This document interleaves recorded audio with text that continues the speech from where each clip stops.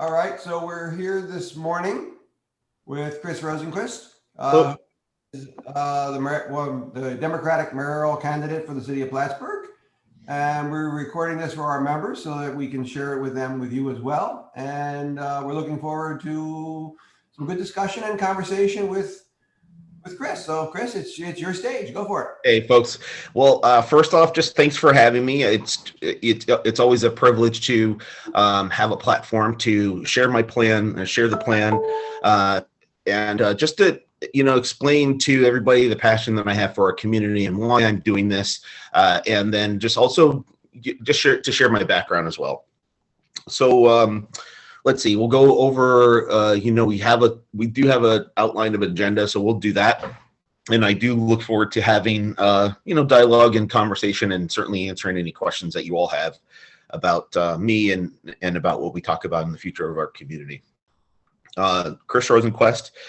I currently serve as a county legislator in the city of Plattsburgh. And Area 9 is my area, which is a full city district. And there's only two full city district legislative seats, Area 9 and Area 10. Area 8 is part of the city, but it also covers the south end of the city and parts of the town of Plattsburgh. So as an Area 9 legislator, it's a pretty unique position to be in because of the area that I cover and the constituents that I serve overlaps with the city itself and overlaps with the city's leadership. So it's almost like the city gets double or triple representation when it comes to my position as a legislator and the position here that I'm running for. I grew up here. I was raised here as a young kid. My family moved here as part of the Air Force Base, and I did all my schooling here. If you remember Northside Elementary, that's where I started school, and went to St. John's on Broad Street. The middle school, I graduated Plattsburgh High School in 1993. And then I went to Clinton Community College, graduated there in 95. And then I have a 4-year degree from Plattsburgh State. I graduated in 2000. In 2000, just like a lot of our kids have to move, I moved for my career to develop my career in software. And I spent 15 years in software consulting, technology management consulting.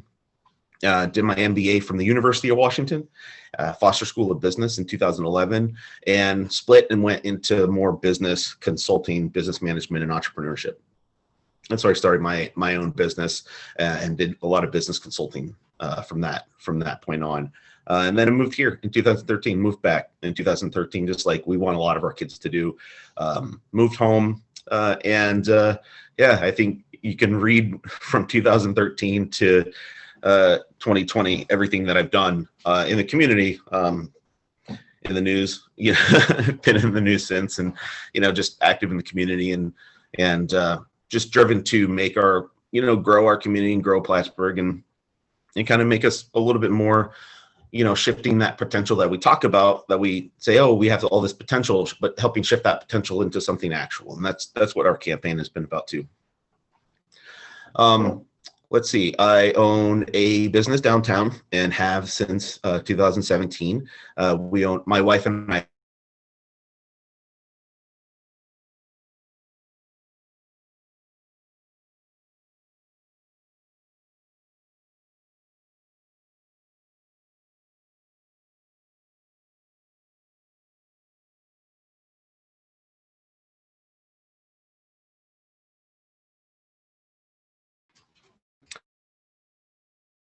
So he's a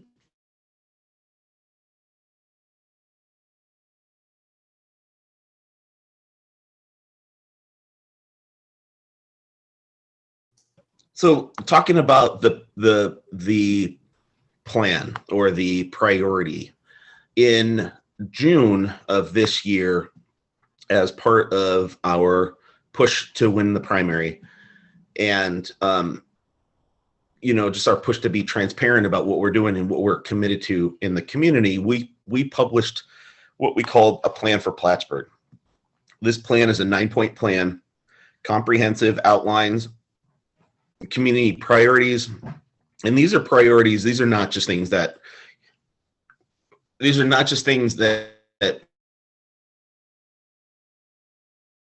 is.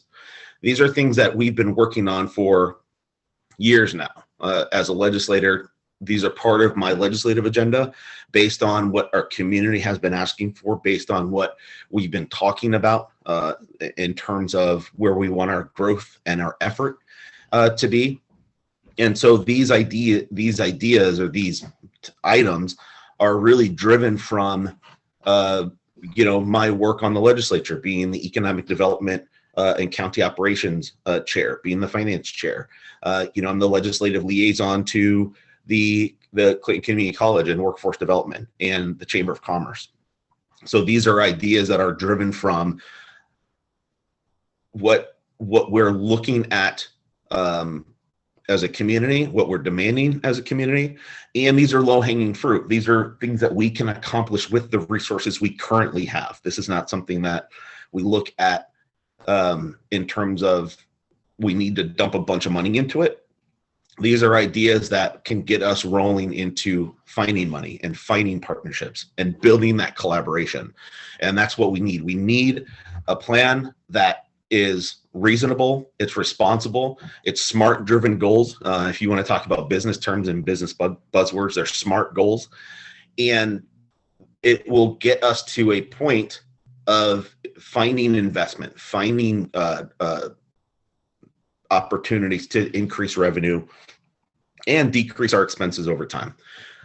This plan, the plan for Plattsburgh, you can download it from my website, rosenquestforplattsburgh.com. And you can also engage with us on social. We're on Facebook and Instagram as well about the plan. But I'll tell you I'll highlight some of the top 3 or 4 items on that plan that we really want to focus on. Mending that relationship with the town. That in terms of, especially for say real estate or growth concerns over taxes and concerns over our growth opportunity. This opportunity is certainly a low-hanging fruit, mostly because it's a shared service opportunity. It's a chance for us to look at what sorts of things we're doing as a municipality, what sorts of things are they doing as a municipality, and how can we work together to support both of us, both entities, in a way that we can deliver our services cheaper or more efficient. But we're doing the same thing and we're working together to do that. In terms of the relationship, I have a very, strong relationship with Michael Cashman. We've been working, as a legislator and as town supervisor together for the last 5 years. And we've been working on shared services for the last 5 years. For the last, I want to say since 2017 or 2018, we've been working on these things. So there's a shared service opportunity with the town and then with the county as well, because we do have opportunity with the county to share these services. Growth in tourism and local investment. We talk a lot about the Destination Master Plan, partnering with the Chamber of Commerce, with whom I'm, over the last 5 years, I am with them, right? I am part of the Chamber Strategic Tourism Planning Committee, and have been for the last 5 years. So they are a partner of mine already, and I'll continue to be their partner moving into this office. It's just now just a different conversation for partnering with them. So we talked about revisiting the Destination Master Plan and developing our identity as a tourist community, or a community where we are delivering service, or we're delivering an experience to visitors and to our community that attracts more people here. And we talked about doing that through revisiting the Destination Master Plan and developing our identity as tourists using the Old Base Campus Museum, a museum campus, and then also a lot of those other like historical resources and natural resources that we have, investing in those natural resources to attract not only ourselves, to attract tourists, but then also to enhance our own quality of life. The third thing that we talk about is housing, and how housing is a driver for both quality of life and economic development. For us, as the economic development chair, economic development county operations chair, and I've been on that committee for 5 years now. I was the first chairperson of that committee, and we focus on growing job opportunities and growing business opportunities regionally, and then as well as identifying grant opportunities for economic growth in our community, not just the county, but regionally. And there's two things that businesses ask for when they come to our community. They ask large scale business, not just small scale. There's some small scale, but there's mostly large scale industry that I'm talking about. They ask two questions: do you have a trained workforce, and do you have housing? And the trained workforce, we say absolutely, we have a trained workforce. We have lots of people here. People are willing to work, and if they're not trained to your specification, we have the Institute for Advanced Manufacturing, and we have community college, and we have SUNY that we could get your people trained. The second question is a little more difficult to answer because we don't have a lot of housing. As you all know, as realtors, when a house comes up for sale, we've seen it, it's pretty much sold. I work, I'm good friends with realtors. I'm not, Zach Lattenville and we share the same space in our location now. And he and his realtors and I talk about, hey, what's going on? How are your houses selling? And they're like, can't keep them. So not only just housing in terms of people purchasing housing, but also rental properties and that kind of housing as well. As you all know, 60% of our community in Plattsburgh rent. And right now, based on a 2017 study, there's about 2% availability of housing, rental housing available. According to New York State Home and Community Renewal, that is anything less than 5%, less than a 5% availability rate is considered a housing crisis. So we're looking at a housing crisis. How do we address that? Again, baby step into this, working with local developers to identify opportunities for growth and development. That's key for me.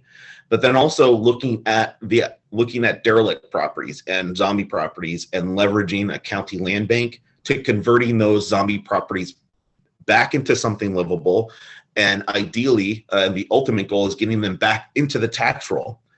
Getting those properties back into the tax roll lowers everybody's taxes over time. And so we look at that as a low-hanging fruit and opportunity to get more housing, and then also to lower our tax rate throughout the community. And then there's just partnerships, right? Partnerships with the town, partnerships with the school, partnerships with the universities to drive a more cohesive conversation for our community and to start building these bridges that we've seen degrade over time. So there's more to it, right? There's a lot more to this plan, and we could probably sit here for 2 hours and talk about this plan and the individual components of it. But the whole purpose of it, the whole purpose why we put it out was, one, transparency.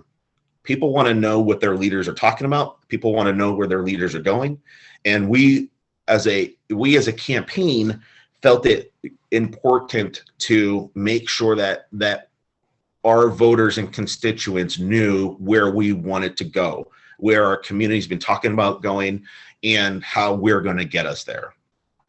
So that's that. All right. Any questions? I mean, like I can keep talking, but I'm kind of,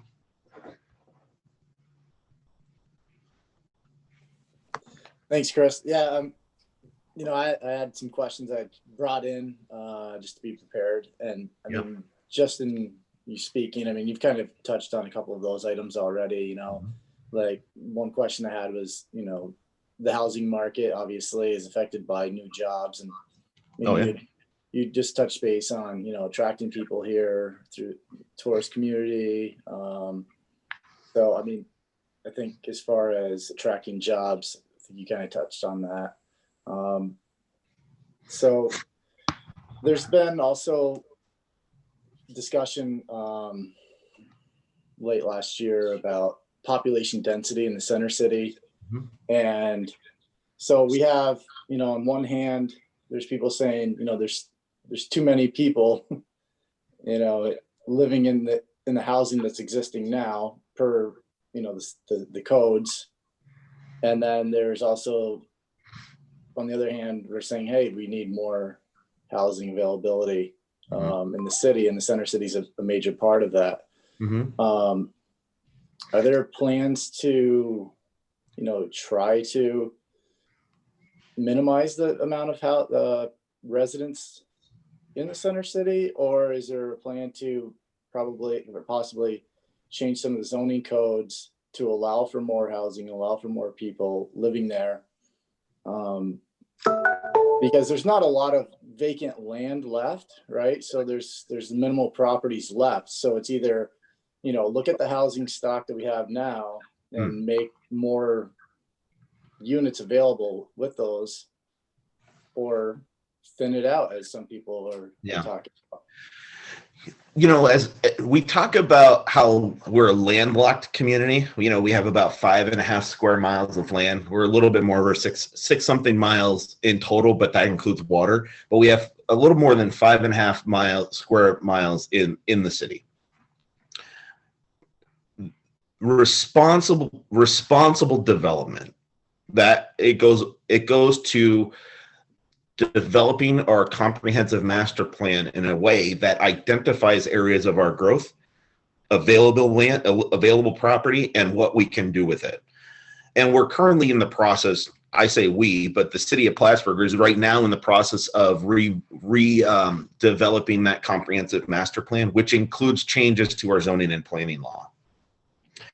Over time, I think that will show a little bit more of a flexible, I can say this, the changes that will come out of that hopefully will show a little bit more flexibility in our zoning and planning process. And it will become more in line with a strong towns principle, or something more clearly in line with 2020, 2030 principles for smart development in a community of our size. And I think that's what's needed. I don't think limiting the number of residents, I wouldn't say it would be a matter of limiting the number of residents that live in a particular area. I would say it would be more about trying to ensure that the level of development is consistent with our community and what our community size looks like, and the type of development that goes up. We're not going to put a 17-floor building in our downtown, right? But we might put a 4-story building in our downtown that's residential, and that's what we've been looking at, in the recent DRI, and trying to figure out what the most logical way to do that is, that's consistent with our zoning and planning and consistent with the demands of our community. When we talk about what's the plan B, and that's also what we talk about is plan B. What's the next phase of this situation? And is there a next phase to it? I certainly think there's a next phase to the Durkee Street development. I've made some proposals, reached out to some developers and said, let's figure out a plan B in case this one goes through, or in case this one falls through. But I wouldn't say there are certain codes that are enforceable right now, and there's that 4-family, the limit of 4 families in a unit, I guess. So we look at the enforcement of those things, but I don't think saying, okay, we're not going to, build more buildings downtown for residents is the right way for us to go. I don't think that's the right approach.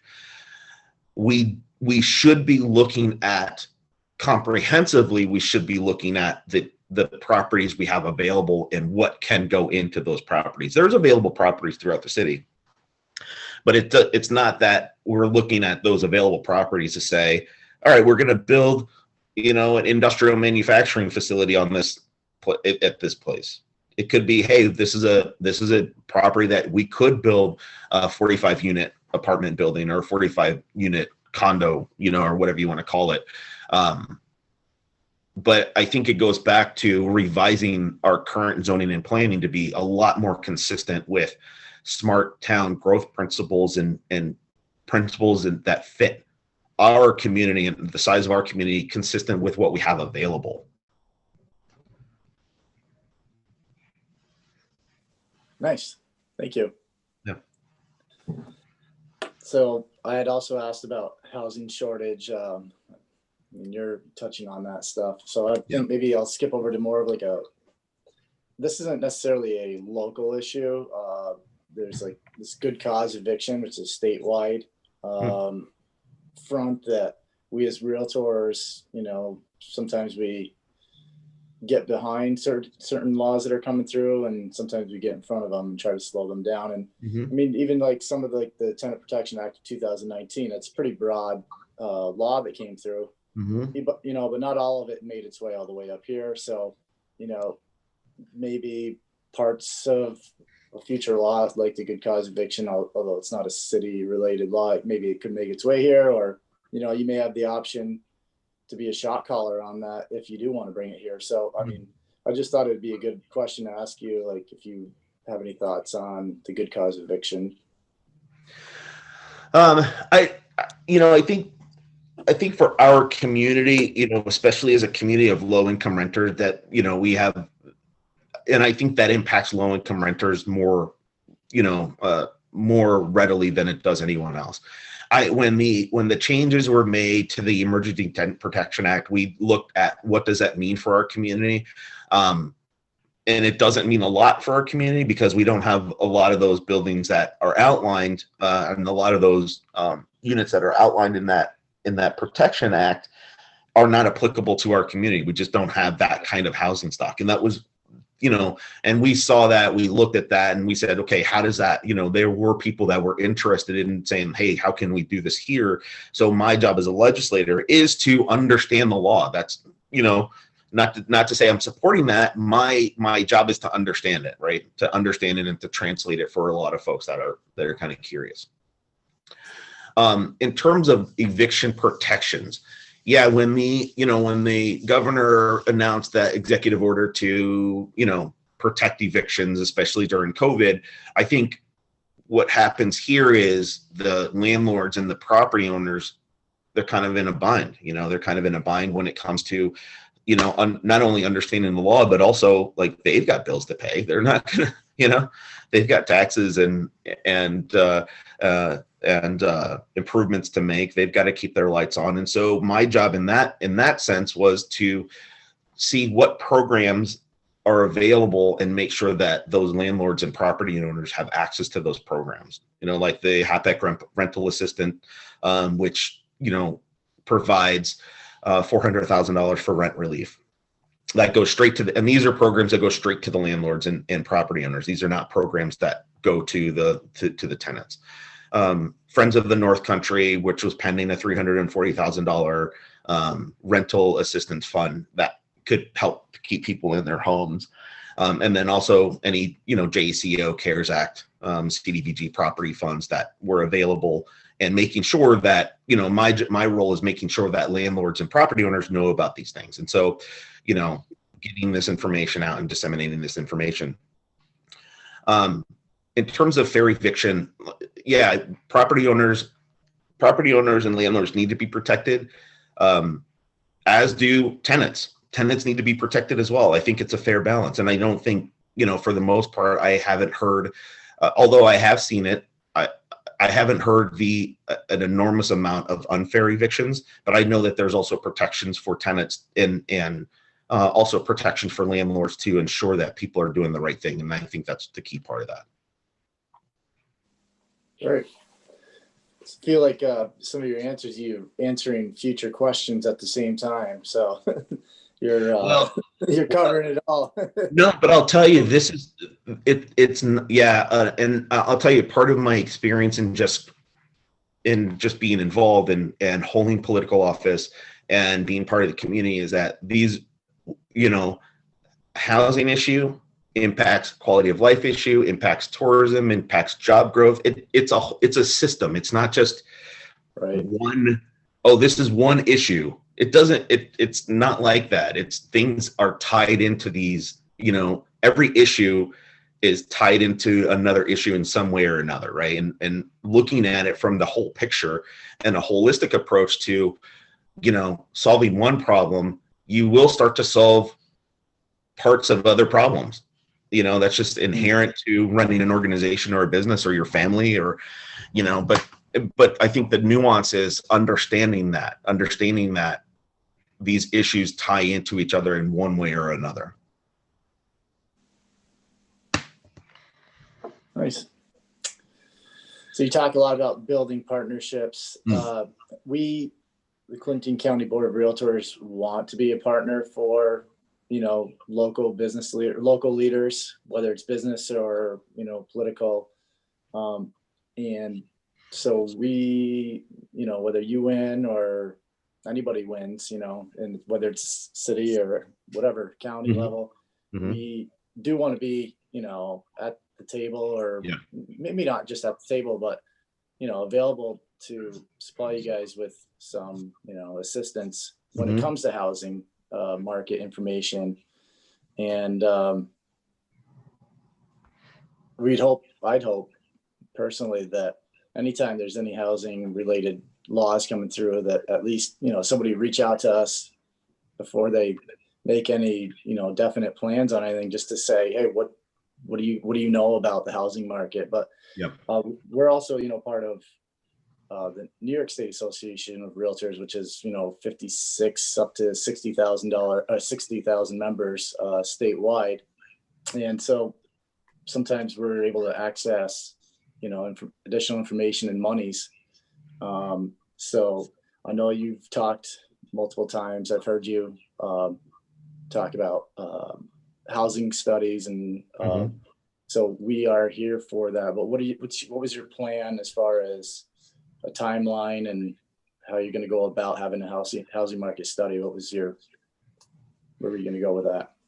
Yeah, I would first look at why we would need a housing study right now. And the primary thing for us, the primary purpose for having a housing study would be to understand the housing makeup of our community. But I also think we know most of that right now, right? We know most of the statistics are out there. 60% renters, 7% are low income. And, the question is the type of study that I would be looking at right now is, what properties do we have that are available, that are developable? You can build something there. What's the kind of thing that we want to build there? What would make the most sense to build there? Whether that would be an office building or a 4-unit property or a 1-unit property. Partnering with folks like you and folks like the concerned property owners of Plattsburgh and tenant associations and CDBG and HCR at the state to either find opportunities for property development in terms of that housing market, and then making sure that people understand what kind of housing mix that we need, in terms of market analysis. Do we, and I've seen market studies that say we need more, upper income market rate housing. I've seen studies that say that, and I've seen, and I also see what's happening with our low income people that are getting pushed further and further away from the job center. So it's an understanding of that kind of mix of the type of housing that we need to develop, and put forth a plan in partnership with folks like you and other local developers to get that going, and having an understanding of what that timeline looks like. And again, when we talk about low hanging fruit, that's not, we're not spending a lot of money doing that. We're spending, human capital, and we're spending partnership time doing that, but it's not like we're spending a ton of money having an understanding of what properties are developed and who can develop them, and getting people on track for doing it. But then at that point, it's a matter of what's the plan? How do you move it forward? And the timeline for moving it forward, so that you can set some expectation for, hey, these are the 30 properties that are available to develop. We're looking for, people to develop these and start to build that kind of momentum towards some type of result. Again, it's just something that I think people expect to see when leaders come to the table to say, okay, we've done the work. Now it's time to, we've done the research, we've done our homework. Now it's time roll our sleeves up and get to action. And so that's the kind of study or the kind of approach that I would take to, engaging with you all, engaging with other people, even people who have a stake and a good understanding of how we should develop these things, like the Citizens Coalition, the Plattsburgh Citizens Coalition, and Smart Towns Group that pop up on Facebook as well, to make sure that people do have a seat at the table, which is I think has been a failing of our community for quite some time. Not just this administration, but it's been ongoing. We, especially we talk about how much of a small, tight-knit community we are, but yet you still have the same people in the same room making the same decisions that we have been for, forever, right? So interrupting that process and making sure that we have a diverse group of voices at the table that can help shape and frame and promote and push our city forward. Chris, we certainly appreciate your time today. Yeah. Before we give you the floor and we send everybody home, I do want to make mention that, as Andrew had indicated, through NAR, which is the National Association, and through the State Association, we can leverage both resources, financial and other. Mm-hmm. Prior to March, we've been in discussions with the town about the smart growth initiative that they're looking at. And one of the big issues that we do have access for funding and for resources to do the surveys and to get some of that stuff going forward is in smart growth. Yep. So should, and once the election's over and things start to settle, should the results be positive in your area, we certainly would be willing to have that discussion with you and see how we can get going with that in the city as well. Good. Just because it's what we can do, and if we can help, we help everybody. Yep. So floor is yours to give us a final thought, and we appreciate your time today. Awesome. Well, and I appreciate you all too. Just part of it is not just what you do and what you're doing for our community, but just the willingness and the interest of being engaged in this process. And that's key for me as somebody who currently, passes legislation and makes laws and sets the direction for our community and for our county, having partnerships and having these conversations so that, when the decisions I make, I know that we're on the right track based on conversations I'm having with community. So, it's key. Your participation in this process is key, and I appreciate that. I think at the end of the day, what this election comes down to is, where are we going? Where are we going and how are we going to get there?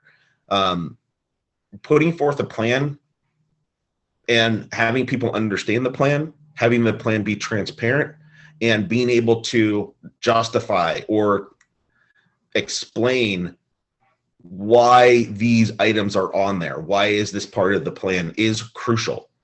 We can't, I feel like as a community, we can't just keep, having knee-jerk reactions to the really serious concerns and serious issues that we're faced with. We need a plan. We need somebody who can execute that plan. When you look at the position of mayor, it's an executive position. It's the CEO of the city. That person needs to understand business. They need to understand management. They need to understand budgeting. Bringing in a level of political connections and community connections already established is crucial to where we're at currently in our community with our city.